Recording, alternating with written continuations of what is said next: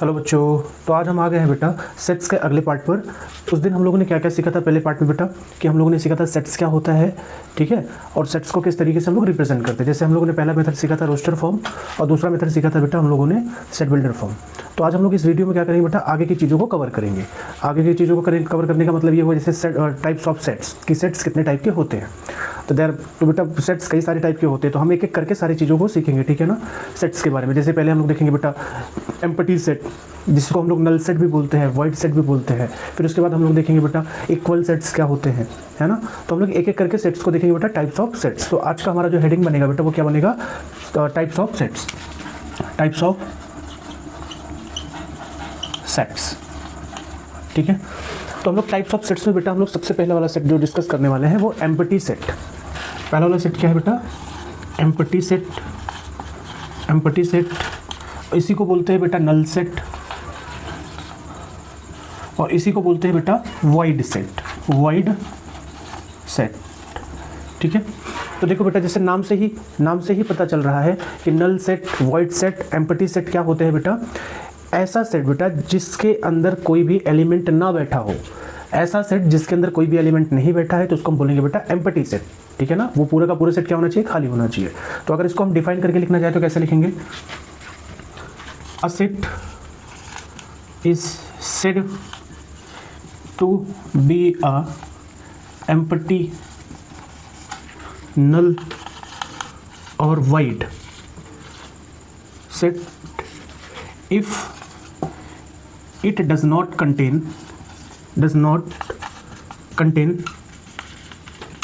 any elements,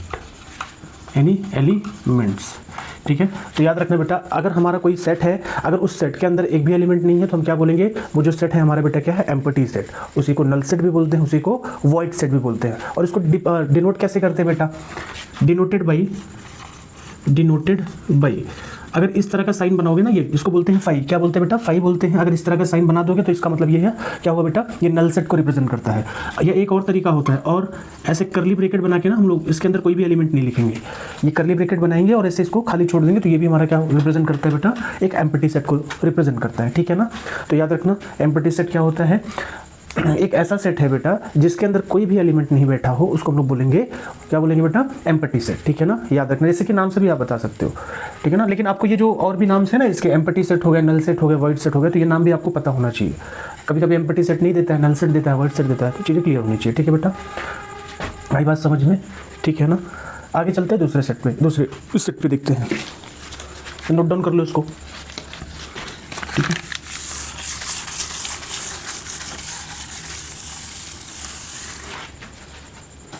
ठीक है बेटा, जो दूसरा वाला सेट होगा हमारा, जो दूसरा वाला सेट होगा वो हमारा कौन सा सेट होगा बेटा, जैसे देखो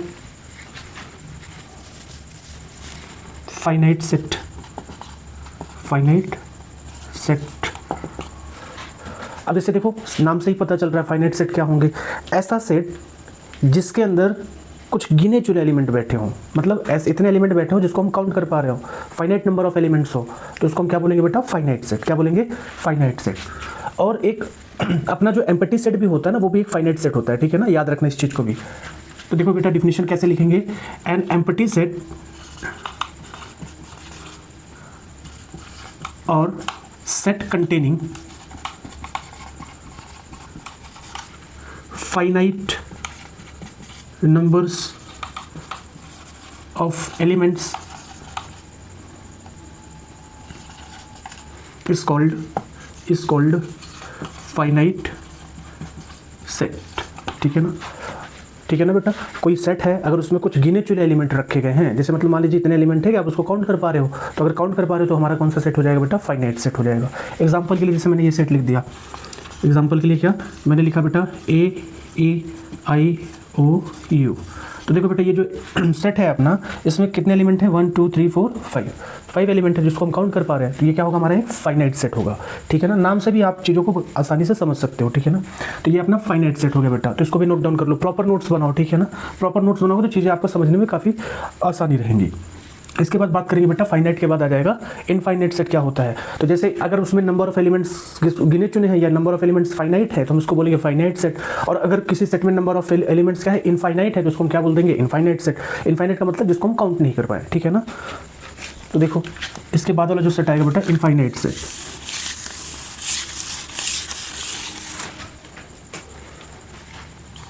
तीसरा वाला सेट है बेटा इनफाइनाइट सेट। तो क्या लिखेंगे इसकी definition, a set containing infinite number of elements is called infinite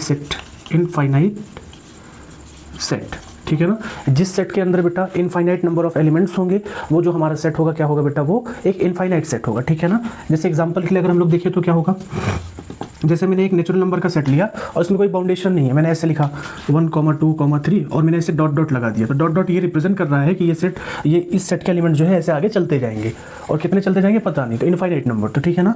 तो ये किस तरीके का एग्जांपल हो जाएगा बेटा, इनफाइनाइट सेट का। आई बात समझ में। तो अभी तक हम लोगों ने 3 सेट के बारे में बात किया बेटा। पहला हम लोगों ने पढ़ा नल सेट, जिसको हम लोग एम्प्टी सेट भी बोलते हैं और जिसको हम लोग वॉइड सेट भी बोलते हैं। तो उसमें क्या सीखा हमने कि अगर उस सेट के अंदर कोई भी एलिमेंट नहीं बैठा है तो उसको हम लोग बोलते हैं क्या बोलते हैं बेटा, एम्प्टी सेट, ठीक है। दूसरा सेट हम लोगों ने बात किया बेटा फाइनाइट सेट। अगर किसी सेट के अंदर फाइनाइट नंबर ऑफ एलिमेंट्स हैं तो वो फाइनाइट सेट होगा। इनफाइनाइट सेट क्या होता है बेटा, अगर किसी सेट के अंदर इनफाइनाइट नंबर ऑफ एलिमेंट्स हैं तो उसको हम बोलेंगे बेटा इनफाइनाइट सेट, ठीक है ना, याद रखना, ठीक है। इसके बाद हम लोग बात करते हैं बेटा, एक सेट होता है सिंगलटन सेट। सिंगलटन जैसे नाम से ही आप समझ पा रहे हो, ऐसा सेट जिसके अंदर एक सिंगल एलिमेंट होगा तो उसको हम लोग क्या बोलेंगे बेटा, सिंगलटन सेट, ठीक है ना।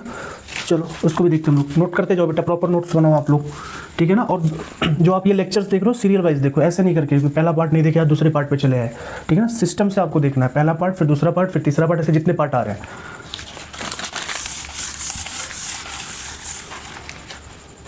अभी बात करेंगे बेटा हम लोग सिंगलटन सेट। सिंगलटन सेट इसको कैसे डिफाइन करेंगे, a set containing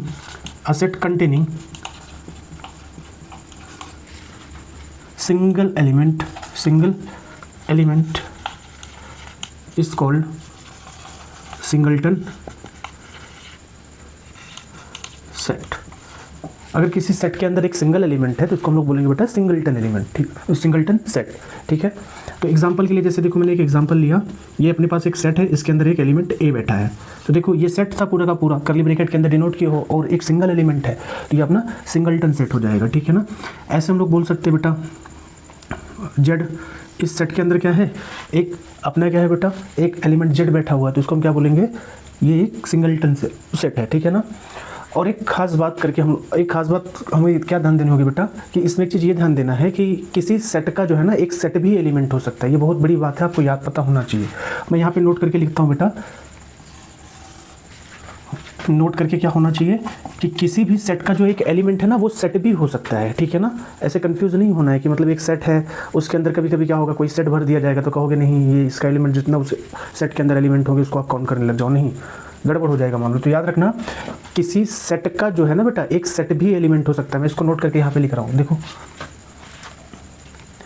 a set can be also element, a set can be also an element of a set। मैंने क्या लिखा है फिर से मैं इसको समझाऊंगा बेटा, ठीक हो, कि किसी सेट का एक एलिमेंट एक सेट भी हो सकता है। मैं इस बात को बार बार कह रहा हूँ कि याद रखना, ठीक है ना। जैसे एग्जांपल में मैंने कहा अपने पास एक ये सेट है, इसके अंदर मैंने एक सेट भर दिया है ना 1,2। देखो मैंने इस सेट के अंदर एक सेट भर दिया तो ये इस सेट का, अब इस कहोगे इस सेट में कितने एलिमेंट है तो आप 1-2 नहीं बताओगे भैया, एक ऐसे समझो एक हमारे पास खाली बैग है और उस खाली बैग में मैंने क्या किया, एक भरा हुआ बैग डाल दिया। एक खाली बैग था उसके अंदर मैंने एक भरा हुआ बैग डाल दिया, तो भाई बैग में तो आपने एक ही बैग डाला है ना, तो एक ही बैग डाला है तो आप बोलेंगे सिंगल एलिमेंट डाले हो। तो इस तरीके से ये अपने पास ये पूरा बैग था, इसके अंदर आपने एक भरा हुआ बैग डाल दिया तो आप बोलोगे ये एक एलिमेंट होगा, ठीक है ना। अब ये सेट जो है बेटा, इस सेट के लिए ना एक एलिमेंट का काम करेगा, तो मैंने वही चीज लिखा हुआ है, a set can be also a element of A set, कि कोई एक सेट जो है बेटा एक पर्टिकुलर सेट का क्या हो सकता है, एक एलिमेंट भी हो सकता है, याद रखना। तो ये भी किसका एग्जांपल हो जाएगा बेटा, सिंगलटन सेट का हो जाएगा, ठीक है ना। ये सेट था, इसके अंदर एक पूरा सेट है और ये पूरा का पूरा सेट इस बड़ी वाले सेट के लिए एक एलिमेंट का काम करेगा, ठीक है ना। अगर ये एक एलिमेंट है तो उसको हम क्या बोलेंगे, सिंगलटन सेट, ठीक है, याद रखना इस चीज को, ठीक है। आगे चलते बेटा, थोड़ा और भी चीजें देखते हैं इसमें हम लोग। ये जो मैंने लिखा है ना, इसको नोट डाउन कर लीजिए कहीं पे, ताकि दिक्कत ना हो।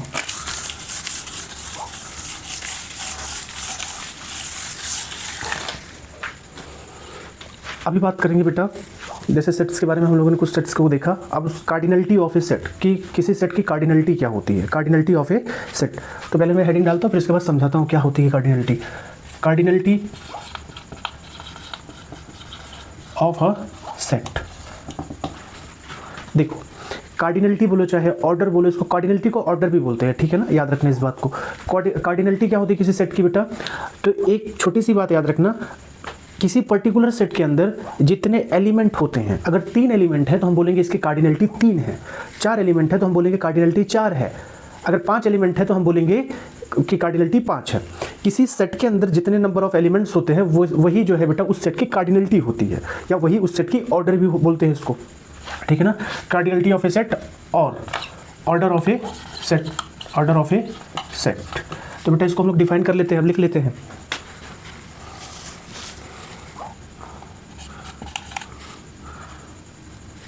चलिए, a set containing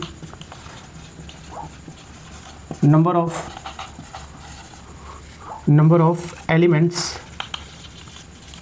is called cardinality of set. A set containing number of elements is called cardinality of set.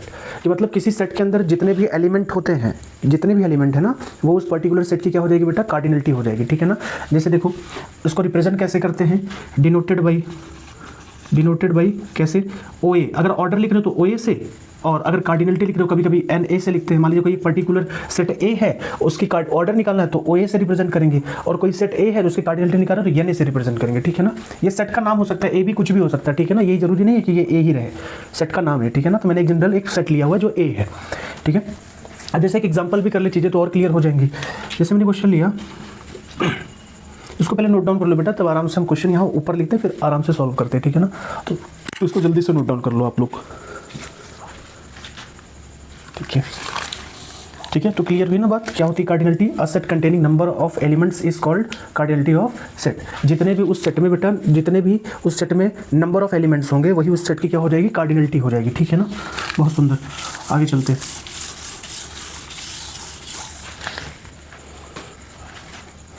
जैसे क्वेश्चन हम लोग करते हैं बेटा कार्डिनलिटी के ऊपर, एक क्वेश्चन है अपने पास, find cardinality of a set, find cardinality of a set। ये सेट है अपने पास B और इसमें एलिमेंट है बेटा A B C D, ठीक है ना। अभी ये एक अपने पास सेट है बेटा B करके B is equal to A B C D। अब इस सेट की अपने को कार्डिनलिटी निकालनी है, तो कैसे निकालेंगे, तो देखो बेटा इसमें कितने एलिमेंट है, 1 2 3 4 एलिमेंट है ना, तो इसकी कार्डिनलिटी कितनी हो जाएगी, 4। तो कैसे रिप्रेजेंट करते हैं बेटा, ये सेट B है तो कार्डिनलिटी के लिए n यूज़ करते हैं, और सेट कौन सा है B, तो n B क्या हो जाएगा बेटा 4, क्या हो जाएगा 4, ठीक है ना। या इसी को ऑर्डर भी बोलते हैं, कंफ्यूज नहीं होना है, ठीक है ना। तो ये क्वेश्चन हम लोगों ने कर लिया। एक आध क्वेश्चन और देखते हैं बेटा, थोड़ा सा अलग टाइप का क्वेश्चन, ठीक है ना। चलो नोट डाउन कर लो क्वेश्चन, ये एग्जाम्पल में, ठीक है। आगे चलते हैं।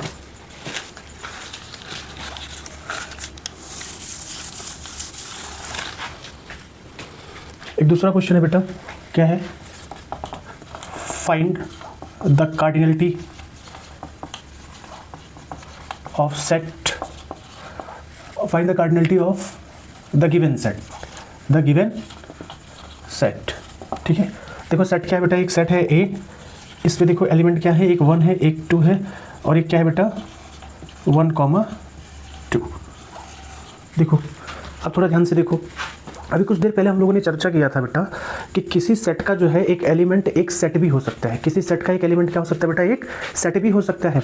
तो देखो ये पूरा का पूरा सेट है, पूरा का पूरा सेट है, लेकिन ये जो सेट है ना, ये इस बड़े वाले सेट के लिए क्या करेगा बेटा, एलिमेंट का काम करेगा, ठीक है ना। तो जब भी हम एलिमेंट्स को काउंट करेंगे तो ये 1 2 3 4 करके नहीं काउंट करेंगे, ये पूरा का पूरा सेट एक एलिमेंट हो जाएगा, ठीक है ना।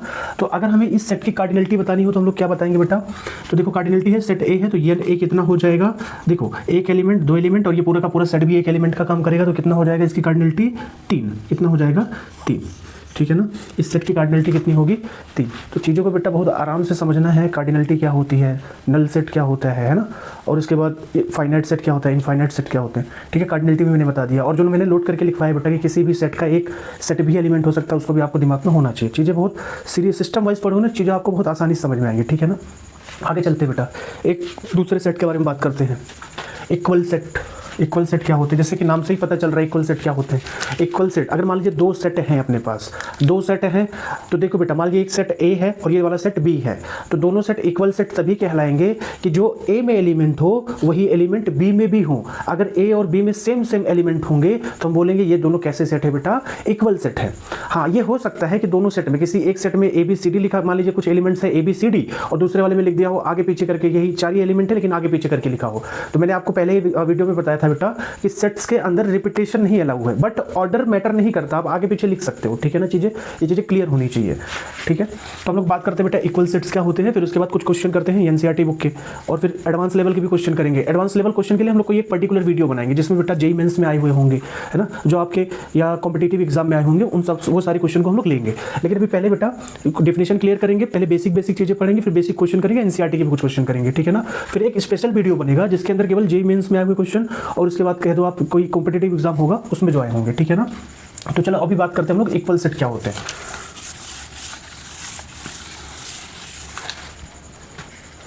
इक्वल सेट, तो देखो बेटा इसको डिफाइन कैसे करेंगे। Two set A and B, मान लीजिए हमारे पास दो सेट हैं, एक सेट ए है और दूसरा वाला सेट क्या है बेटा, बी है। Two set A and B are said to be equal. Two set A and B are said to be equal if all the elements of set A and B are same, ठीक है। अगर कोई दो set है, एक set ए है बेटा, दूसरा सेट बी है अपने पास, दोनों इक्वल सेट तभी होंगे जो ए वाले सेट में जो एलिमेंट है वही सेट वही एलिमेंट बी वाले सेट में भी हो। अगर ए वाले सेट में जो एलिमेंट है वही एलिमेंट बी वाले सेट में भी है तो हम बोलेंगे दोनों सेट कैसे है बेटा, इक्वल सेट है, ठीक है ना। और इसको डिनोट कैसे करते हैं, डिनोटेड बाई अगर दोनों इक्वल सेट है तो ए इक्वल बी, इस तरीके से हम लोग डिनोट करते हैं बेटा। इसको पहले डिफिनेशन लिखो, फिर एक आध एग्जांपल देखते हैं इसका, फिर ठीक है एनसीईआरटी के कुछ क्वेश्चन करेंगे बेटा, ठीक है ना। एक बार मैं फिर से रिवाइज कर देता हूँ, ये क्या है, two set A and B are set to be equal, दो सेट ए और बी इक्वल तभी कहे जाएंगे if all the elements of set A and B are same, कि अगर सेट ए और सेट बी के सारे एलिमेंट सेम हो, जो सेट इसमें हो, जो एलिमेंट्स इसमें हो वही एलिमेंट्स इसमें हो, दोनों में सेम हो, तो हम बोलेंगे कैसे सेट है बेटा, इक्वल सेट है, ठीक है ना। और इसको कैसे डिनोट करते हैं बेटा, A equal to B, set A जो है सेट बी के बराबर है। जैसे एक एग्जाम्पल लेते हैं बेटा, एग्जाम्पल देखो, एग्जाम्पल लेंगे तभी चीज़ें क्लियर होंगी। जैसे अपने पास मान लीजिए सेट क्या है बेटा, ये है ए ई आई ओ यू, एक अपने पास वोवेल का सेट है। दूसरा वाला सेट क्या है अपने पास, देखो हमने लिखा बेटा लिख दिया आई ओ यू ए ई, ये भी वोवेल्स का ही सेट है। बस इसमें क्या है, फ़र्क इतना है कि जो देखो ए यहाँ पे भी है, ए यहाँ भी है, ई यहाँ पे भी है, आई ओ यू एलिमेंट सारे सेम है। बस इसमें क्या है, इस वाले सेट में एलिमेंट्स को आगे पीछे लिखा गया, तो कोई दिक्कत नहीं है। सेट्स में हम लोग क्या कर सकते हैं, एलिमेंट्स को आगे पीछे लिख सकते हैं बट रिपीट नहीं कर सकते। तो जो देखो बेटा इस वाले सेट में जो एलिमेंट है वही वाले एलिमेंट इस वाले सेट में भी है ना। कुछ एक्स्ट्रा दिखा क्या दोनों में, नहीं दिखा, तो दोनों सेट कैसे सेट हो जाएंगे बेटा, इक्वल सेट हो जाएंगे। कैसे सेट हो जाएंगे, इक्वल सेट हो जाएंगे। तो याद रखना ये अपना कैसे सेट, किस सेट का एग्जाम्पल है बेटा, ये इक्वल सेट का एग्जाम्पल है। तो अभी हम लोगों ने कौन कौन सा सेट पढ़ा बेटा, एम्पटी सेट पढ़ लिया, फाइनाइट सेट पढ़ लिया, इनफाइनाइट सेट पढ़ लिया, उसके बाद सिंगलटन सेट पढ़ लिया, इक्वल सेट पढ़ लिया, ठीक है ना। अब आइए बेटा कुछ हम लोग एनसीईआरटी के बुक में कुछ क्वेश्चंस दिए गए उनको सॉल्व करते हैं इनके डेफिनेशंस के ऊपर, ठीक है ना। चलो देखो, नोट डाउन कर लो बेटा इसको प्रॉपर तरीके से, नोट डाउन कर डालो।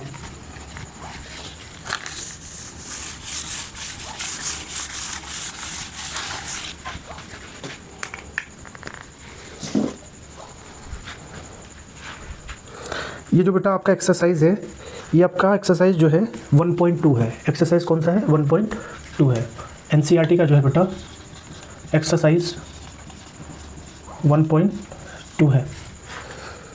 तो इसमें बोला है which of the followings are examples of the null set. इसमें ये कह रहा है बेटा कि ये जो कुछ सेट दिए गए हैं तो वो बताने कौन कौन से सेट बेटा जो है नल सेट के एग्जांपल है। नल सेट मतलब एम्प्टी सेट या वॉइड सेट, ठीक है ना।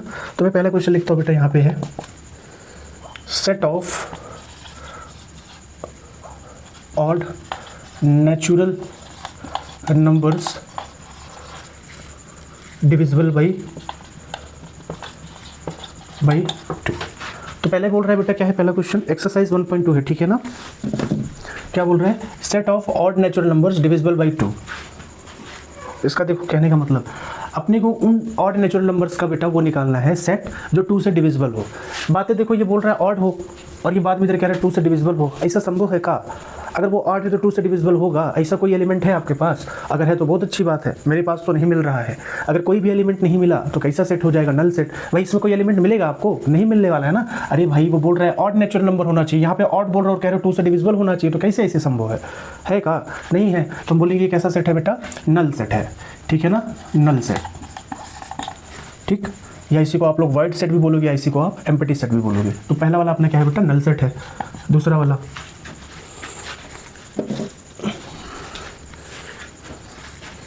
Set of even prime numbers.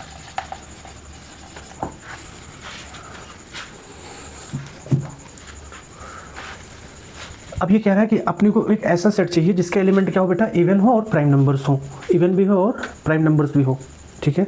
तो क्या इसके लिए आपको एलिमेंट मिलेंगे कि नहीं मिलेंगे? तो पहला आपका 2 ही मिल जा रहा है, 2 मिल जा रहा है। वो कैसा होता है बेटा? इवन भी होता है और प्राइम नंबर भी होता है कि नहीं होता है? बिल्कुल होता है। तो यहाँ पे ऐसा कुछ नहीं है कि आपको एलिमेंट नहीं मिला, आपको पहले ही एलिमेंट मिल गया। मिला कि नहीं मिला? मिला। तो हम लोग क्या बोलेंगे बेटा? ये नल सेट नहीं है ना भाई। अगर आपको एलिमेंट मिला तो नल सेट नहीं है, अगर एलिमेंट नहीं मिलता तो हम बोलते हैं नल सेट है, ठीक है ना। आई बात समझ में? Not a example of null set, ठीक है। ये 2 क्वेश्चन किया मैंने, एक आध क्वेश्चन और करते बेटा, देखते हैं क्या मामला।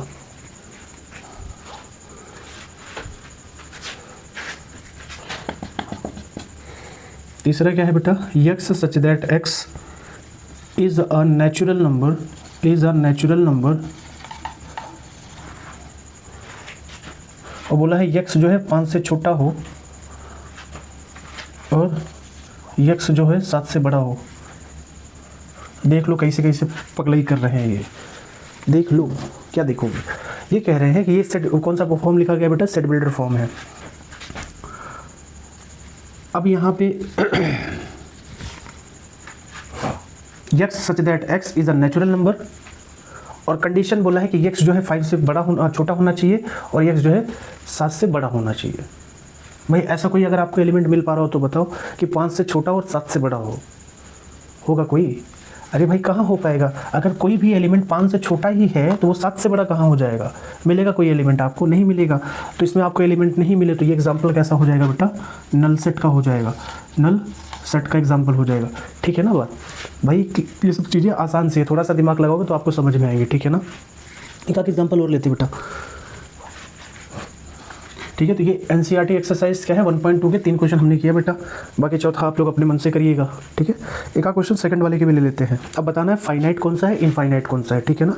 फाइनाइट सेट कौन सा है, इनफाइनाइट सेट कौन सा है। तो फाइनाइट में क्या होता है? नंबर ऑफ एलिमेंट्स क्या होंगे? फाइनाइट होंगे। इनफाइनाइट में क्या होगा? नंबर ऑफ एलिमेंट्स इनफाइनाइट होंगे, ठीक है। तो लिखते हैं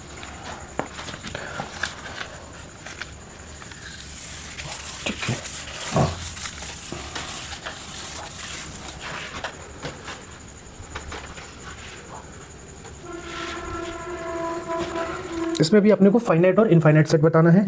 पहला वाला है the set of months of a year, ठीक है। अभी अपने पास एक ऐसा सेट है बेटा, किसी ईयर के जो मंथ होते हैं ना उनका एक सेट है। तो ये बताना है फाइनाइट होगा कि इनफाइनाइट। तो भाई एकदम आसान सी बात है कि किसी भी ईयर में जो है होते हैं बेटा कुछ फाइनाइट नंबर ऑफ मंथ होते हैं, कुछ गिने चुने महीने होते हैं, 12 मंथ होते हैं, तो आप काउंट कर पा रहे हो।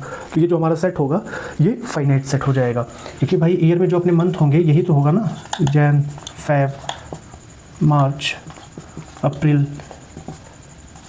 मई, जून, जुलाई, अगस्त, सितंबर, अक्टूबर, नवंबर, दिसंबर, ठीक है, यही तो होंगे, ठीक है ना। तो ये जो इसने बोला है set, the set of month of a year, तो इसमें कौन कौन से एलिमेंट होंगे, जैन, फेब, मार्च, अप्रैल, मई, जून, जुलाई, अगस्त, सितंबर, अक्टूबर, नवंबर। तो इसमें कुछ गिने चुने एलिमेंट आ रहे थे, ये अपना किस सेट का एग्जाम्पल हो जाएगा, फाइनाइट, ठीक है ना, ये फाइनाइट सेट होगा अपना।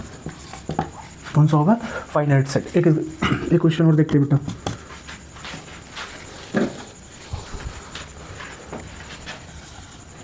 1 2 3 ऐसे डॉट डॉट लगा हुआ है, तो इसका मतलब क्या है, ये सेट ऑफ नेचुरल नंबर है। और यहाँ पे बोला नहीं है कितना नेचुरल नंबर, तो देखो यहाँ पे 1 लिखा है, 2 लिखा है, 3 लिखा है, फिर ऐसे आगे डैश डैश करके लिखा गया है, तो डैश डैश करके लिखा गया है, तो मतलब ये कुछ कंफर्म नहीं है कितने एलिमेंट है, तो बहुत सारे हो सकते हैं, है ना। इस तरीके का रिप्रेजेंटेशन जो है बेटा ये शो करता है कि ये किसका एग्जाम्पल है बेटा, इनफाइनाइट सेट का, ठीक है ना। ये सेट ऑफ नेचुरल नंबर्स है, लेकिन 3 लिखे गए हैं, ऐसे कितने हैं बोला नहीं, ऐसे चलते जाएंगे। तो इनफाइनाइट नंबर, ठीक, कौन सा सेट हो जाएगा, इनफाइनाइट सेट, इनफाइनाइट सेट बेटा, ठीक है। तब तक इसको नोट डाउन करो प्रॉपर तरीके से। तो बेटा आज हम लोगों ने देखा कि टाइप्स ऑफ सेट के कितने टाइप्स होते हैं, और हमने कुछ एग्जांपल्स भी किए बेटा, ठीक है ना। तो आज की वीडियो इसी पे समाप्त करते हैं बेटा, ये पार्ट सेकंड था, ऐसे ही बेटा 2-3 पार्ट और आएंगे। अगले वाले पार्ट में हम लोग सबसेट क्या होते हैं उस बारे में डिस्कस करेंगे, ठीक है ना। तो आप लोग बेटा वीडियो से बने रहिए ताकि चीज़ों आपको एकदम आसानी से क्लियर हो, ठीक हो ना। तो ये वाला सेट पार्ट 2 में हम लोगों ने क्या सीखा बेटा, टाइप ऑफ सेट्स। अगले वाले पार्ट में हम लोग क्या सीखेंगे बेटा, सबसेट क्या होते हैं, ठीक है ना। फिर उससे रिलेटिव क्वेश्चन करेंगे बेटा। तो आज के लिए बस बेटा, हैव अ गुड डे।